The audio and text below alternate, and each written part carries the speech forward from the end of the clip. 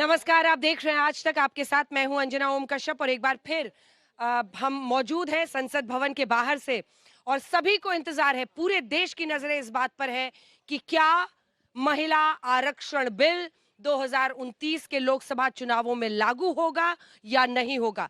अड़चनें बहुत सारी हैं। आपने देखा है 3 विधेयक पेश हुए हैं जिसमें परिसीमन को लेकर विपक्ष अड़ंगा लगा रहा है। उनका कहना है कि आप भेदभावपूर्ण रवैया अपना रहे हैं।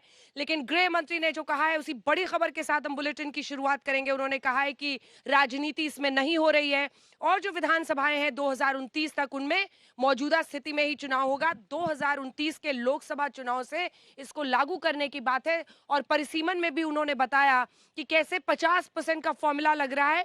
उन्होंने एग्जाम्पल दिया तमिलनाडु का, जहां पर इस वक्त 39 यानी 39 सीटें हैं। जब आप उसमें 50% जोड़ देते हैं तो वो 59 सीटें हो जाती हैं।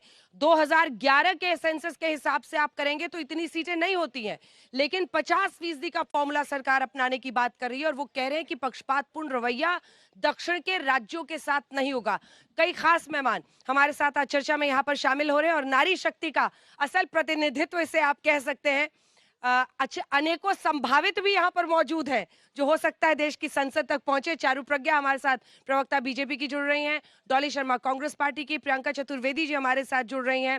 संसद में वो रह चुकी हैं लंबे वक्त तक और बेबाक अंदाज के में बोलने के लिए जानी जाती हैं।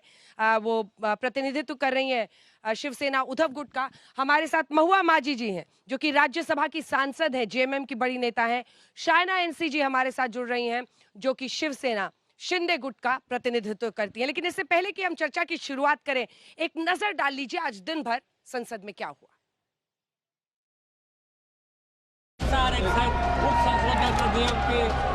विधान संशोधन fixing the streets of introduction को अपोज ऑल्सो प्रोसीजर। जो अनुपात उस समय से चला आ रहा है उस अनुपात में भी कोई बदलाव नहीं होगा। अगर गारंटी शब्द चाहिए तो मैं गारंटी शब्द उपयोग करता हूं। This bill is completely a fundamental attack on Indian federal structure, sir. औचित्य का भंग नहीं है। तो इसका हम क्या समझे?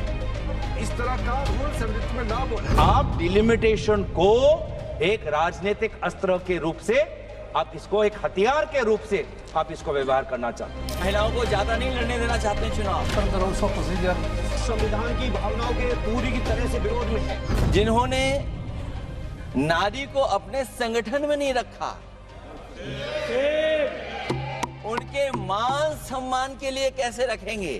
समाजवादी पार्टी सारी टिकटें मुस्लिम महिलाओं को दे दे, हमें कहाँ आपत्ति है।